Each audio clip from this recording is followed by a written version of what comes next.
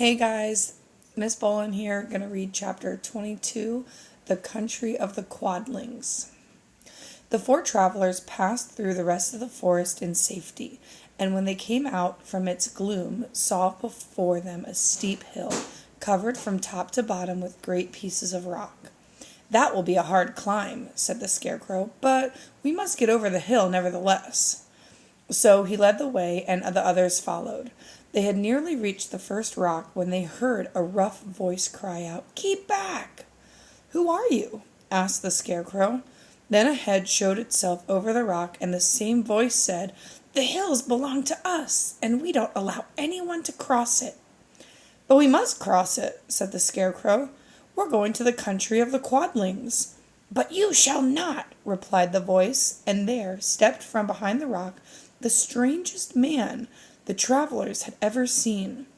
He was quite short and stout, and had a big head, which was flat at the top and supported by a thick neck full of wrinkles, but he had no arms at all. And, seeing this, the Scarecrow did not fear that so helpless a creature could prevent them from climbing the hill. So he said, "I'm sorry not to do as you wish, but we must pass over your hill, whether you like it or not." And he walked boldly forward.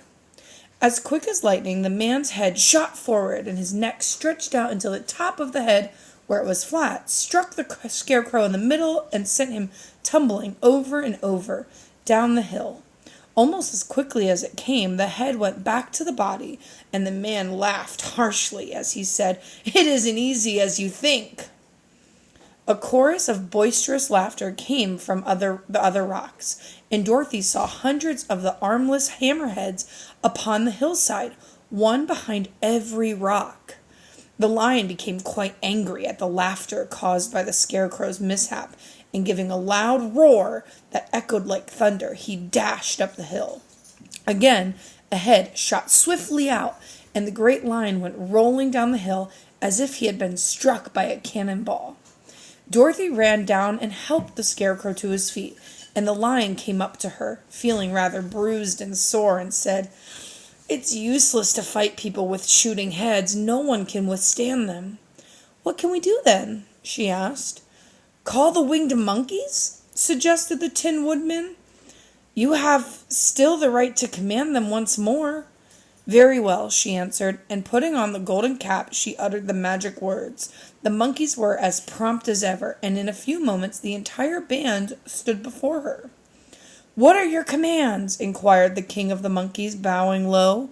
"Carry us over the hill to the country of the Quadlings," answered the girl. "It shall be done," said the king, and at once the winged monkeys caught the four travelers and Toto up in their arms and flew away with them. As they passed over the hill, the hammerheads yelled with vexation and shot their heads high in the air, but they could not reach the winged monkeys, which carried Dorothy and her comrades safely over the hill and set them down in the beautiful country of the Quadlings. "This is the last time you can summon us," said the leader to Dorothy, "so goodbye and good luck to you."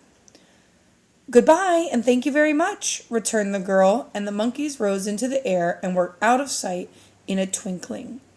The country of the Quadlings seemed rich and happy. There was field upon field of ripening grain, with well-paved roads running between, and pretty rippling brooks with strong bridges across them. The fences and houses and bridges were all painted bright red, just as they had been painted yellow in the country of the Winkies, and blue in the country of the Munchkins. The Quadlings themselves, who were short and fat, and looked chubby and good-natured, were dressed all in red, which showed bright against the green grass and the yellowing grain. The monkeys had set them down near a farmhouse, and the four travelers walked up to it and knocked at the door. It was opened by the farmer's wife, and when Dorothy asked for something to eat, the woman gave them all a good dinner, with 3 kinds of cakes and 4 kinds of cookies, and a bowl of milk for Toto.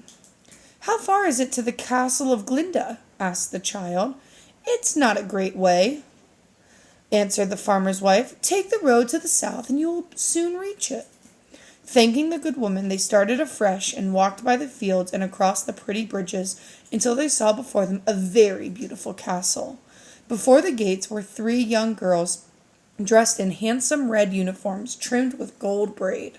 And as Dorothy approached, one of them said to her, "Why have you come to the South Country?" "To see the good witch who rules here," she answered. "Will you take me to her?"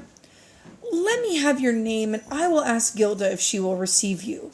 They told who they were, and the girl soldier went into the castle.